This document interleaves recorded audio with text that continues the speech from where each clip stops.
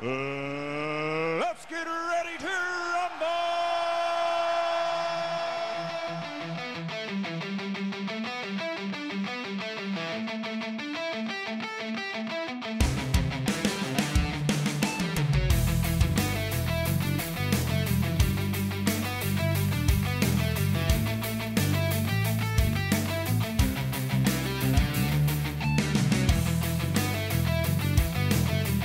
בוקר טוב חיים.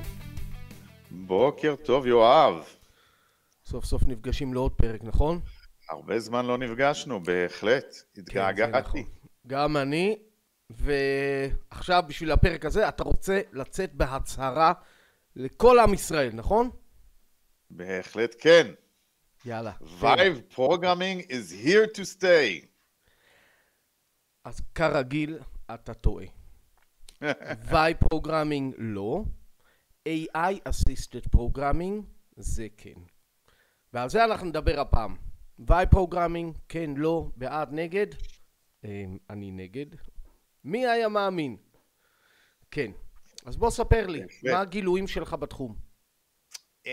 קודם כל חייבים לומר, וזה הבעיה עם AI, כאילו אי אפשר לעקוב. זה too much, זה רץ בקצב מטורף. אני אישית התחלתי בקופיילוט על VS Code, אחרי זה עברתי לווינדסרף, עכשיו אני עובד בקרסר, שילבתי קצת קליין בשביל גם איתו, לאנשי סקיורטי שממש חוששים, יצא מוצר חדש שנקרא Void, שהוא יותר אופן סורס עם סקיורטי, אז מה שאתה רוצה נכון? VOID. כן. וואו, אני ראיתי אותו לפני שנה כבר, היה אופן סורס. כן, יש גם פאר נדמה לי, P-E-A-R. אללה יסתור, באמת המון מוצרים. המון. עכשיו, אבל שנייה. אני חושב שכן, אנחנו נצטרך לצלול קצת להציג, כן. אתה מדבר רק על ה-IDEs כרגע, יש עוד את ה... אתה יכול גם לעבוד, לכאורה, עם ה-LLMים ישירות. יש את ה-LLM המפורסם הסיני, מנוס, שהוא גם עושה את הדברים האלה. הוא עם איזשהו ריזנינג מודל פנימית, והוא מחשב את הכל ומכין דברים שלמשל, אני מכיר את קליין, אני מכיר את רוקוד, ויש את כל השלבים שהוא מנסה לעשות בשביל ליצור את המצב. אז מנוס עושה את זה פנימית. מה מנוס עושה? הוא עושה את זה פנימית, הוא עושה את זה בעצמו, אני נותן לו משימה, קודם הוא חושב, טוב שנייה, בוא נעצור. זהו, בוא נחזור אחורה, נתחיל לעשות סדר לכל האנשים, הרי בוא נודה על האמת. איך התחלנו? בלגשת את ChatGPT, הנה הפונקציה שלי, הנה הבעיה שלי, בוא תכתוב לי. הוא כותב לי משהו, copy paste לקוד, זה לא באמת עובד, copy paste בחזרה ל-ChatGPT, ככה תמיד עבדנו, ואנשים אומרים, מה זאת אומרת? ככה זה AI כתיבת וייב קודינג, לא? לא, אני לא חושב שאמרו שזה וייב קודינג, אני חושב שכולנו התחלנו שם, אבל מהר מאוד באמת, אנחנו קיבלנו איזשהו צורת עבודה חדשה, שבאמת נקרא וייב קודינג. ממה שאני מבין מה זה וייב קודינג, וייב קודינג זה בעצם שאתה נותן ל-LLM לנהל את כל התהליך, ואתה עושה accept לכל השינויים וכל ההצעות שלו. אז צריך לדייק יותר, זה לא בדיוק ככה. יש כמה וכמה מודים בווייב פרוגרמינג. בגדול, רוב הווייב פרוגרמינג יש לי שני אופציות. יש לי מה שנקרא Ctrl K ו-Ctrl L, הם פלוס מינוס גם התיישבו. אני מודה שלא בדקתי למה K ו-L, L זה כנראה LLM, K אני לא יודע, אבל K הוא מאוד מקומי, K הוא מאוד דומה לקופי פייסט שהייתי עושה לצ'אט GPT. זאת אומרת, אני עושה highlight נגיד לרידמי שלי, אני עושה highlight לפסקה, Ctrl K, ואז אני אומר לו, תקשיב, תעשה לי rewrite לפסקה הזאת. ואז מה שהוא עושה, הוא לוקח אך ורק את הקונטקסט של מה שעשה את ה-highlight, או של אותו קובץ. הוא לא רואה דברים רוחביים, והוא לא ישנה כלום, חוץ מאותו קובץ, זה הקונטקסט שלו. זה מוד אחד. אוקיי. זה קצת מקביל, האמת שהקופיילוט עובד קצת אחרת, האמת שצריך לחדד עוד יותר. קופיילוט זה Ctrl I, אבל שכח זה לא משנה מה הקיצורי דרך, השאלה היא מה השיטה, אז אתה אומר, אוקיי, זה דומה מאוד כשהיינו לוקחים בעצם את הקטע קוד, היינו מעיפים את זה ל-ChatGPT, או אני תמיד עבדתי עם קלוד, היום אני עובד עם גרוק, ואתה יודע, מתנהלת שם שיחה עד שאני לוקח את זה בחזרה לתוך הקוד שלי. אוקיי, זה לא וייב פרוגרמינג. נכון, שנייה, אבל בוא נתחיל גם, נזכר, עכשיו אני תוך כדי נזכר, מה עוד ה-ID'ים האלה עושים. אז מוד אחד זה באמת חוסך לי את ה-copy-paste, אני מאוד מקומי, אני במקום, אפשר לקרוא לזה טיפה וייב פרוגרמינג, כיוון שאני מדבר עם, אני אומר כאילו לחבר שלי, בוא תעזור לי עם הקוד הזה, אני יכול גם להגיד לו, בוא תסביר לי את הפונקציה הזאת, אני עושה copy-paste לפונקציה, והוא עושה highlight, הוא מסביר לי. לא, אני חושב שבאמת, אני חושב שיש לנו פה ויכוח על מה זה באמת וייב קודינג. אני אומר לך, וייב קודינג זה שאתה נותן ל-LLM להשתלט לך והוא עושה את הכל ואתה רק עושה אקספט, ואתה פה בתור מי שכותב באנגלית, תעשה כך וכך, אתה עושה אקספט, לא עכשיו תשנה, לא עכשיו פה, זהו. אז נגיע למוד הזה, אבל בעיניי זה כמו פר פרוגרמינג. הרי משם לקחו גם את הביטוי. מה זה פר פרוגרמינג? זה יש לי עוד בן אדם שמסתכל עליי מעבר לכתף, ואנחנו עובדים ביחד. אני כותב קוד והוא מעיר לי, לא, הדבר הזה שלך לא תקין. נכון, אבל פה בדיוק ההבדל בין פר פרוגרמינג, שאתה יכול לעשות עם LLM שהוא יכול להציע לך הצעות, ואתה מקבל או לא מקבל, לעומת וייב פרוגרמינג, שכל מה שהוא עושה, אתה כאילו חבר שלו, אתה מבין? זה לא שהוא חבר שלך. נגיע, אבל יש בילדאפ, עוד רגע, יש בילדאפ. נו, בוא נראה אותך. אז יש לנו את המקומי. יש לנו עוד מוד שהוא גם קורא ברקע, והוא מרוב שהוא קורא, אנחנו אפילו פחות שמים לב, שהוא משלים לך תוך כדי ה-IDE, גם אפילו בלי שתשים לב. זאת אומרת, אני רק לוחץ Enter, והוא כבר מנחש לי מה המשפט הבא שאני רוצה לעשות. מסכים. זה המוד שאני הכי אוהב. וואו. כן, לרוב הוא באמת קורא. וואו, זה חוסך לי הרבה. אתה יודע מה מעצבן אותי במוד הזה? לפעמים הוא אומר כאילו, הוא חושב 3 שורות קדימה, ואני רק צריך את השורה הראשונה. נכון. אז אני חייב לקבל ואז למחוק, אז הרבה פעמים אני מקבל ולפעמים זהו, אתה רב איתו, זה החלקים שאני פחות, דרך אגב, פשוט לוחצים escape, והוא לא מכניס את מה שהוא אמר לך. אבל אני רוצה רק חלק ממה שהוא עושה, או שורה ענקית, ואני רק צריך את הפסקה הראשונה, כן, בסדר, 100%. אז זה מאוד נחמד, ועכשיו נגיע לשוס הרציני. שנייה, זה, כל אלה, שים לב, זה מה שאני טוען שקוראים לו AI Assisted Programming, וזה מצוין. מונחים אפשר להתווכח, סבבה לי, אני זורם עם המונח הזה, אבל בוא נגיע באמת לשוס הגדול, וגם לחסרונות שלו, שלזה היה שוב, אני לא ברור לי למה לזה קוראים וייב ולזה לא, אבל הבא בתור זה שאני משחרר את הרצועות. זה וייב פרוגרמינג. אז אני אספר, אני הצטרפתי לפרויקט, אני עובד שם בצד על AI pipeline והכל, אמרו לי, תשמע, אתה צריך להתממשק, יש לנו אפליקציה, דג'אנגו, פייתון, בוא תוציא API בשביל הצרכים שלך והכל. אמרתי, מה הסיפור? מה, אני אכתוב 2 שורות קוד? אני לא מכיר דג'אנגו. יש צורת חשיבה בג'אנגו, יש צורה של דברים שונה לגמרי, לא מכיר. אמרתי, אני לא יודע מה אני עושה. ואז אמרתי, וואי, אבל יש לי קרסר. בוא חיים, שחרר, תסביר לו מה אתה רוצה. ואני פותח, וזה פה, זה פרומפט אחר. אתה לא קונטרול K מקומית בחלון הספציפי, אלא אתה פותח צ'אט בצד, ואתה אומר לו, תשמע, אני רוצה endpoint שעושה ככה וככה וככה, והצרכים שלי ככה וככה וככה, לך על זה. הוא רץ באמצע, בצד, והוא מתחיל, אתה רואה את כל החשיבה שלו, כמו הדיפ תינק הזה, הוא אומר, תן לי לסרוק את הקוד שלך, ראיתי את הקוד הזה וזה וזה, זה כבר קיים, אני מזהה שאתה בדג'אנגו, אני זיהיתי את הסטינגס שלך, זיהיתי פה, זיהיתי שם, מתחיל, כותב, קוד, מוציא בסוף, יש לי 5-6 קבצים בשבילך, עם מלא קוד כתוב. אמרתי, וואלה, סבבה.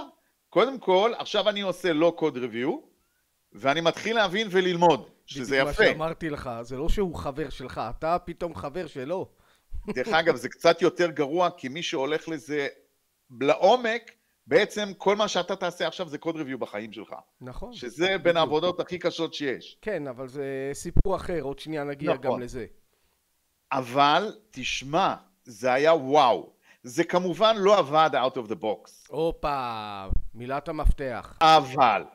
אבל, זה, אם הייתי צריך לבד לחקור את הקוד וללמוד באינטרנט איך עושים דג'אנגו, זה היה לוקח לי מינימום שבוע, את הפיצ'ר הזה סיימתי ביום יומיים. 100%.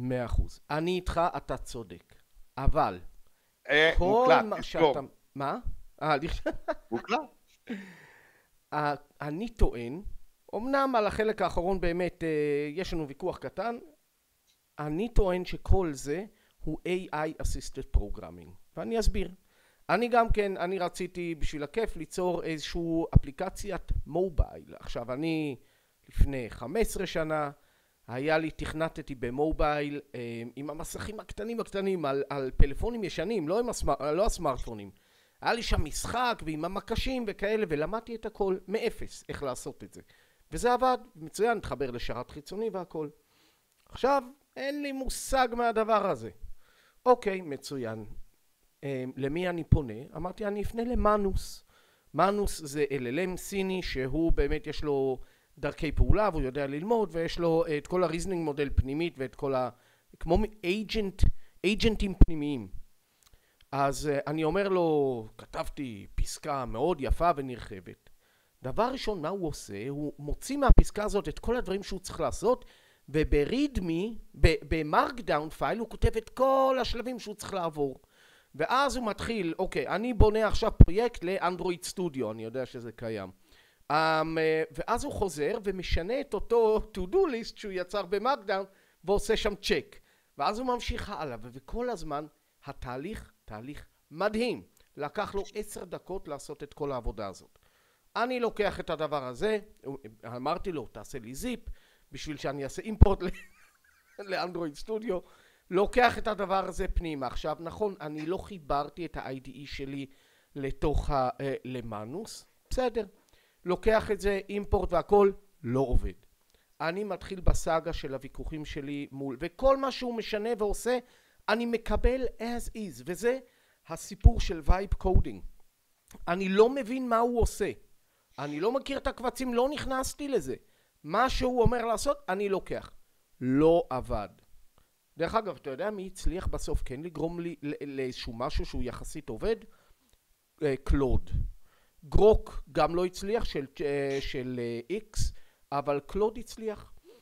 עכשיו, אוקיי, מצוין, השוויתי את 3 הכלים האלה בכוונה, אבל וייב קודינג הוא בעייתי, כי אתה לא יודע מה אתה מקבל, ולא בהכרח אתה לומד מזה.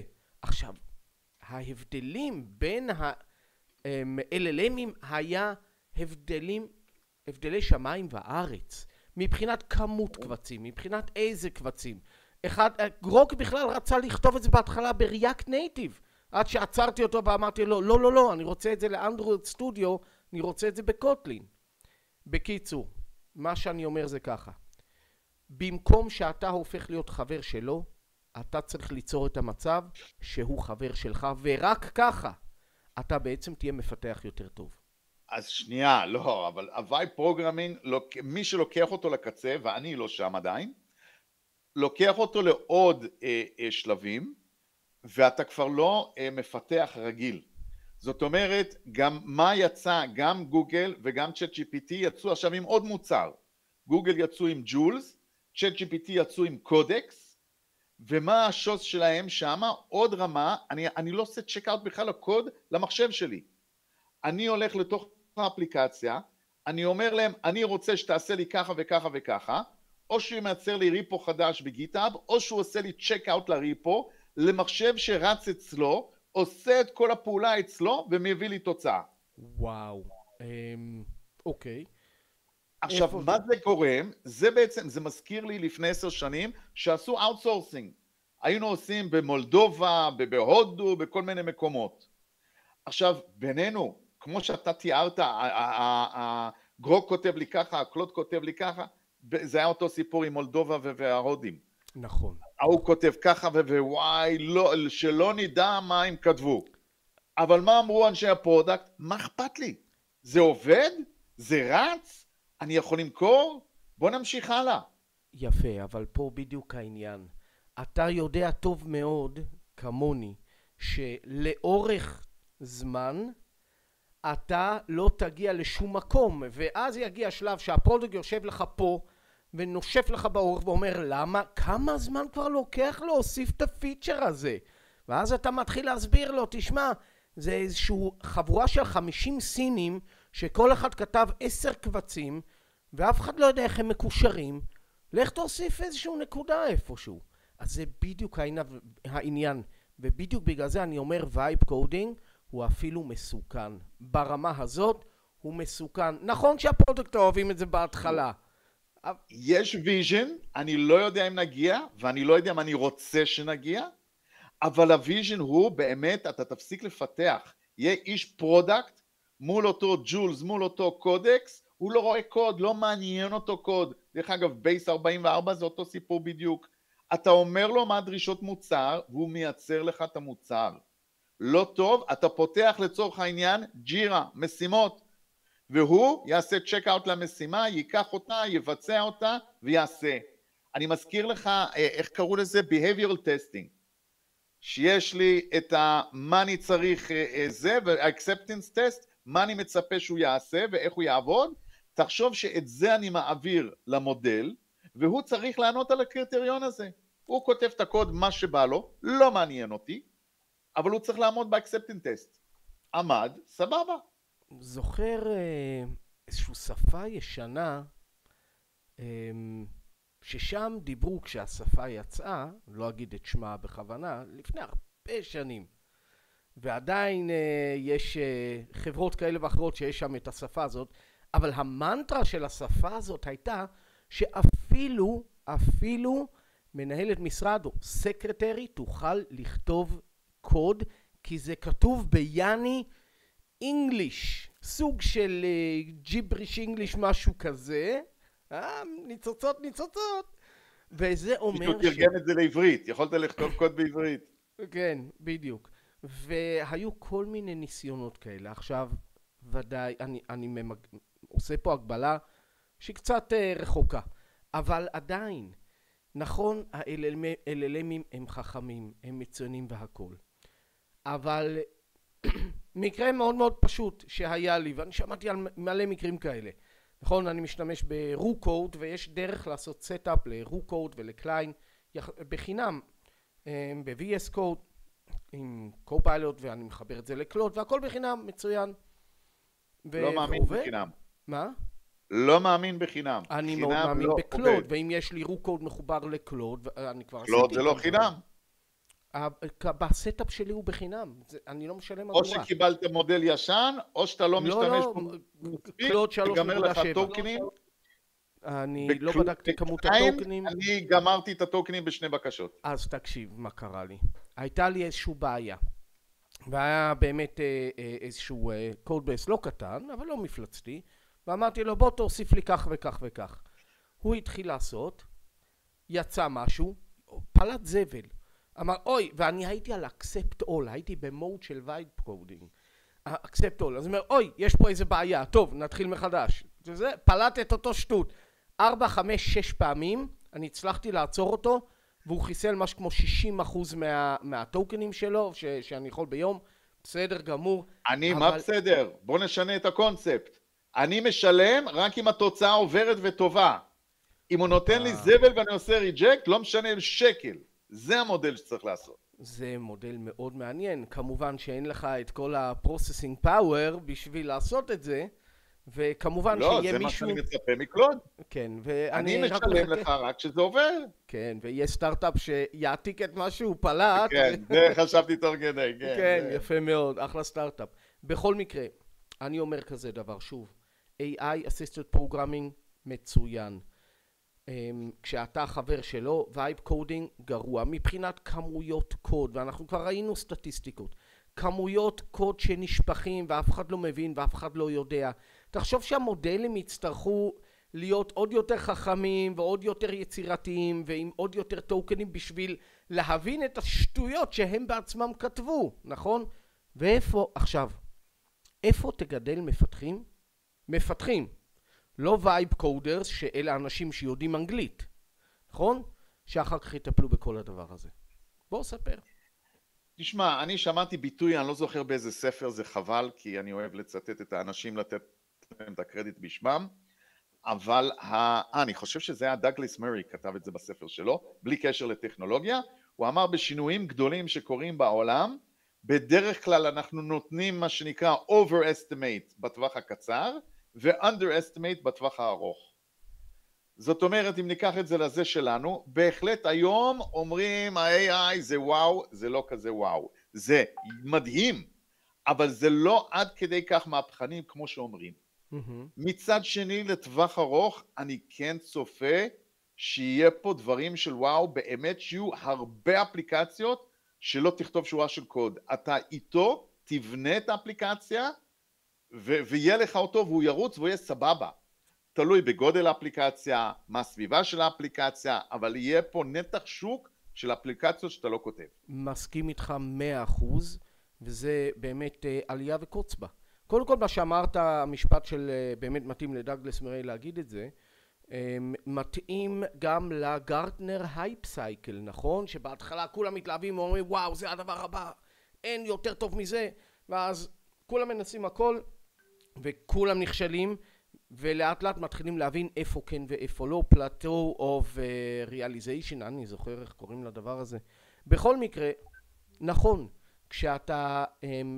כשאפליקציות קטנות, זה גם היה אז עם כל הוויזרדים, שוב, להבדיל, נכון. אבל בהתחלה מצוין, אתה כותב, אתה בשניות, אתה ב-POC מטורף. ואז מגיעים השלבים היצירתיים, המחשבה. דרך אגב, אחד מהבדיקות שלי, מה הופך בן אדם שהופך מתכנת טוב למתכנת מצוין, זה היכולת שלו לא רק להוסיף להוסיף פיצ'ר ולהטמיע אותו בצורת חשיבה ובצורת הארכיטקטורה הנוכחית, כאילו שזה היה שם מההתחלה, אוקיי? זה הבדל בין מפתח טוב למפתח מצוין, ועדיין רוב האנשים הם מפתחים טובים, אבל לא מפתחים מצוינים, וזה אותו דבר עם ה-LLM. הפוך רציתי להגיד, ה-LLM באופיו יודע להמשיך את אותו סגנון כמו שקיים, הוא יהיה מדהים ולא מצוין. את אותו סגנון, אבל הוא ימשיך ומוסיף לך 30,000 קבצים כל פעם. בא לי למות.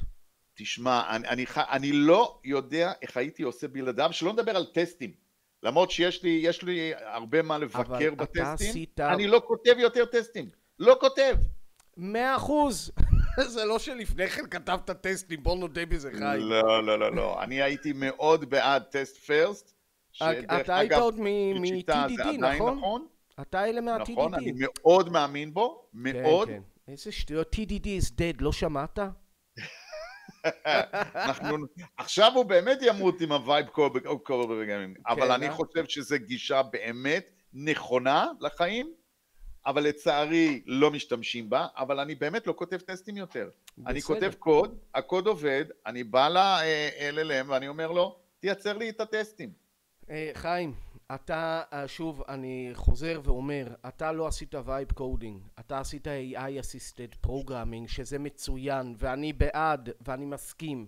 הווייב קודינג הוא עושה, קודם כל, אני בספק ביכולת שלו לעשות דברים גדולים באמת טובים, שלא נדבר על היכולת שלהם. אתה יודע, כשאתה מפתח איזה משהו לשרת, אתה לא רוצה להשתמש ב-30,000 ג'יגה זיכרון, אתה רוצה שהדברים יהיו קצת איכותיים.